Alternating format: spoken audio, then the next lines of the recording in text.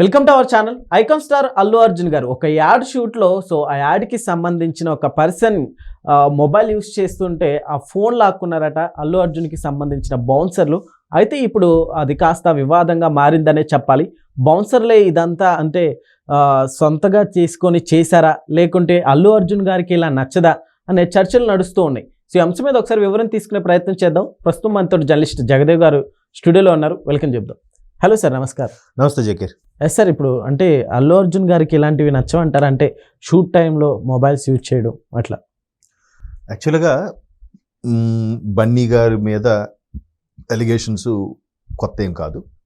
కాకపోతే ఇక్కడ కాసేపు బన్నీ గారా, వేరే సూపర్ స్టారా, వేరే ఇతర స్టార్లు పక్కన పెడితే ఇప్పుడు మెగాస్టార్ చిరంజీవి గారు ఉన్నారు. చిరంజీవి గారు సెట్లోకి వస్తున్నారంటే ఆటోమేటిక్గా ప్రొడక్షన్ బాయ్ నుంచి డైరెక్టర్ వరకు అందరూ అటెన్షన్ అయిపోతారు. పిన్ డ్రాప్ సైలెంట్ అయిపోతుంది. ఎందుకు అక్కడ ఆయనకి ఇచ్చే గౌరవం కదా. అలాగే ఒకప్పుడు అన్నగారు ఉన్నప్పుడు కూడా అలాగే ఉండేదట. అన్నగారు అంటే మహానుభావుడు ఎన్టీఆర్ గారు ఉంటే ప్రతి ఒక్క అంటే ఆయన ఎంత even light bye, production bye కూడా ఇలా రండి, ఆ వాటర్ తీసుకురండి ఇలా అడిగేవారట. మీరనే సంబోధించేవారట. అంటే మనిషి ఇచ్చే గౌరవం బట్టి అట్ ది సేమ్ టైం వాళ్ళు అదే గౌరవం పొందేవారు. అందుకే వాళ్ళు ఇండస్ట్రీని ఏలేరు. వాళ్ళు చరిత్ర సృష్టించిన సూపర్ స్టార్లు వారు. తర్వాత బాలయ్య గారైనా టైం అంటే టైమే. అంటే ఇట్లా ఉన్నప్పుడు సెట్లో వాళ్ళు కూడా అలాగే ఉంటారు. ఇకపోతే ఇప్పుడు బండి గారి టాపిక్ అన్నారు కాబట్టి ఒక షూట్ జరుగుతున్నప్పుడు ఎవరైనా సరే ఆటోమేటిక్గా మొబైల్ ఫోన్స్ అన్ని కూడా సైలెంట్లో పెట్టుకుంటారు. అది మినిమం కామన్ సెన్స్, కనీస కర్తవ్యం అది. ఎందుకంటే ఇప్పుడు మీరు నేనే చేస్తున్నాం. ఇప్పుడు మీ ఫోన్ సైలెంట్ పెట్టుకున్నారా లేదా? నాది నేను ఫోన్ పెట్టుకున్నా. అంటే ఒక చిన్నపాటి మనం వీడియోస్ షార్ట్స్ చేసుకుంటున్నప్పుడే వీడియోస్లో సైలెంట్గా పెట్టగా అంత పెద్ద యాడ్, దానికి ఎన్నో కోట్లు ఖర్చు పెట్టి తీస్తారు.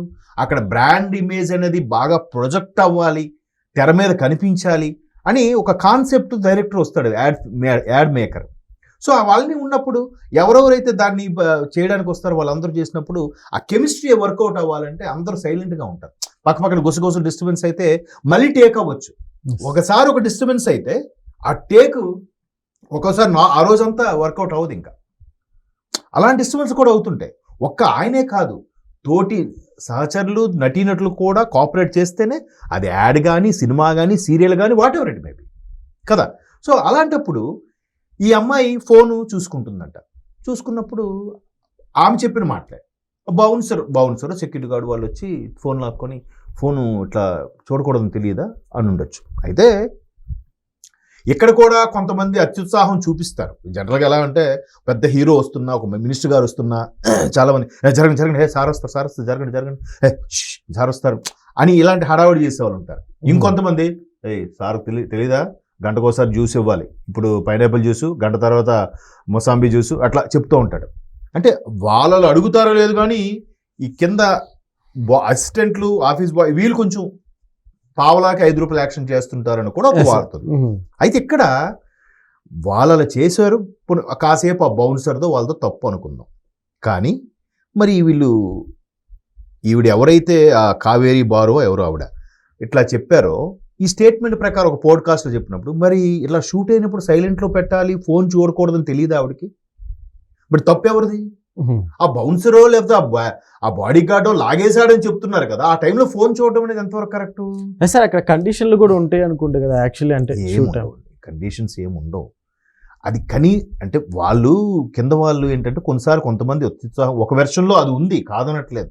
ఒకప్పుడు పెద్ద పెద్ద హీరోలకి, ఎగ్జాంపుల్ కాంతారావు గారు లాంటి హీరోలకి ఒక విధంగా కింద స్థాయి అసిస్టెంట్లు, మేనేజర్లు ఆయన స్టార్డమ్ని దించేశారు, ఆయనకి అబాస్పాల్ చేశారని ఒక టాక్ ఉంది. వాస్తవం తెలియదు. ఆయన అసలు చాలా ఉండేవాడు కాదంట, చాలా సింపుల్గా ఉండేవాడు, అందరితో కలిసి ఉండేవాడంట. కానీ కింద వాళ్ళు మాత్రం సార్ వస్తారు, కాంతారావు గారు వస్తున్నారు, అది ఇవ్వండి ఇదే ఇవ్వండి అన్నట్టుగా మాట్లాడేవారంట. సో అట్లాగా కొంతమంది కింద స్థాయిలు పెద్దవాళ్ళని బదనాం చేస్తూ ఉంటారు. అలాగా వీళ్ళు నేను బన్నీ గారు అంటే పాన్ ఇండియా స్టారు, బన్నీ గారు నేను బౌన్సర్ని, నేను చెప్పింది వినాలనే ఒక ఈగో, కొన్ని రకాల యాటిట్యూడ్లు ఉంటాయి ఈ బౌన్సర్లకు కూడా సర్వసాధారణంగా. నేను కూడా ఒకసారి ఒక హీరో పేరు చెప్పను, గోల్కొండ కోట షూటింగ్ అవుతాను. మెయిన్ మామూలుగా మా ఫ్రెండ్తో చూడడానికి వెళ్తున్నప్పుడు కూడా అక్కడ మామూలుగా షూట్ అవుతుంది, మా వాడు ఊరు నుండి వచ్చాడు, వాడు ఏంటో చూడడానికి వెళ్తుంటే జస్ట్ చూస్తుంటే ఇటు రావద్దు అటు వెళ్ళిపోండి అని బౌన్సర్ బిల్డప్ ఇస్తున్నాడు అనమాట. ఇంత ఏదో చీమ కుడితే కండ వాచిపోయినట్టుగా ఉంటాయి కదా వాళ్ళ బాడీ. సో అట్లా వాడు హడావుడి చేస్తున్నాడు. అక్కడ దూరంగా చూస్తున్న ఒక హీరో, ఆయన బాగానే ఉన్నాడు, ఆయనకి ఇలా మావాడు చెయ్యి ఊపితే హాయ్ బ్రదర్ అని చెయ్యి ఊపాడు, ఆయన బాగానే ఉన్నాడు, వీళ్ళు ఎక్కువ చేస్తున్నారు. నిజంగా ఆయన బిల్డప్ ఇస్తే ఆ హీరో ఇలా చూడకుండా స్టైల్గా ఉండొచ్చు కదా అంటే చెప్తున్నాను. అలాగే వీళ్ళు కొంత అత్యుత్సాహం చేసి ఉండొచ్చు. కాకపోతే సెట్లో షూట్ జరుగుతున్నప్పుడు ఫోన్ ఆన్లో పెట్టుకోవడం కరెక్ట్ కాదు. ఒకసారి ఎవరి అటెన్షన్ మారినా మొత్తం సెట్ అంతా డిస్టర్బ్ అవుతుంది. చాలా సందర్భాల్లో అట్లాంటి డిస్టర్బెన్స్ అయినప్పుడు హీరోకి కానీ లేదా అక్కడ మెయిన్ పాత్ర చేసే మెయిన్ యాక్టర్ కానీ లేదా ఇక్కడ డైరెక్ట్ చేసే డైరెక్టర్ కానీ ఏ ఒక్కరికి ఇరిటేషన్ లాగా అనిపించినా ఒక్కొక్కసారి ఆ రోజుకి ప్యాకప్ అయిపోతుంది. లేదా ఒక చిన్న లాంగ్ బ్రేక్ తీసుకుంటారు, ఇప్పుడు ఇది ఆపేద్దాం, లంచ్ తర్వాత తీసుకుందాం కదా. సో ఇప్పుడు ఇట్లాంటి సందర్భాల్లో అలా ఫోన్ వాడడము ఈవిడిది కూడా తప్పేగా. అలా బహుశా వాడు చెప్పడం కూడా కొంచెం యారగెంట్గా చెప్పుండొచ్చు, మేబీ, ఐఎమ్ నాట్ షూర్. ఇప్పుడు బన్నీ గారి టీము మీరు అలా చెప్పడం కరెక్ట్ కాదు మీరు అని వీళ్ళు కొంచెం గట్టిగానే రెస్పాండ్ అయ్యారు. అవసరం అనుకుంటే న్యాయపరమైన చర్యలు తీసుకోవడానికి కూడా సిద్ధంగా ఉన్నాము అన్నట్టుగా బన్నీ అండ్ టీము ఒక స్టేట్మెంట్ అయితే రిలీజ్ చేశారు. అంటే ఇది ఇప్పుడు వీళ్ళలో కూడా కొంతమంది ఎలా ఉన్నారంటే పెద్ద పెద్ద తలకాయలు ఢీకుంటే ఇమేజ్ వస్తుందిగా. ఇప్పుడు మనిద్దరం మాట్లాడుకుంటున్నామంటే ఆమె అలా స్టేట్మెంట్ ఇవ్వబట్టే కదా ఇంతవరకు ఎవరికైనా తెలిసే ఆవిడ ఒక స్ట్రాటజిక్, దాన్ని ఏమంటారు, యాడ్ స్ట్రాటజర్గా ఉండే ఒక అమ్మాయి.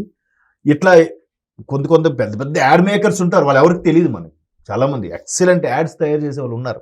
యాడ్ మేకర్స్ అందరికీ తెలియదు. రాజమౌళి గారు లేదంటే కొరటాల శివ గారు తెలిసినంత ఈజీగా ఆ డైరెక్టర్లు తెలియదు. బట్ ఈవిడ కూడా మనకు తెలియకపోయి ఉండొచ్చు.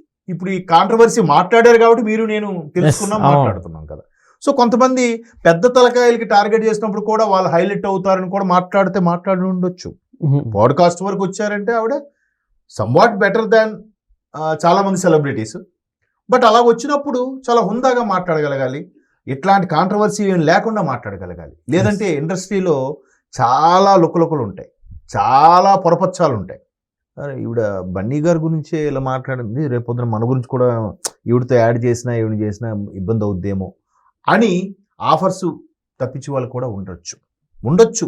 దెర్ ఈజ్ ఎ ఛాన్స్, చెప్పలేం. అందరూ పవన్ కళ్యాణ్ గారు లాగా ఉంటారుగా.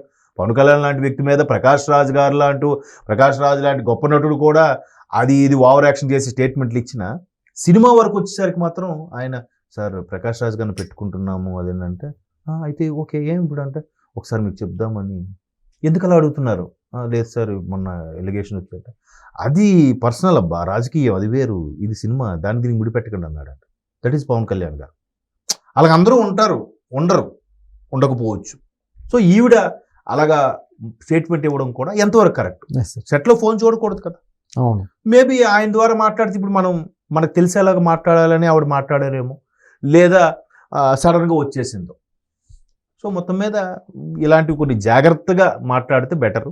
ఎవరు మనోభావాలు దెబ్బతను బన్నీ ఫ్యాన్స్ ట్రోల్స్ చేయకుండా ఆపుతారు. Okay sir, thank you.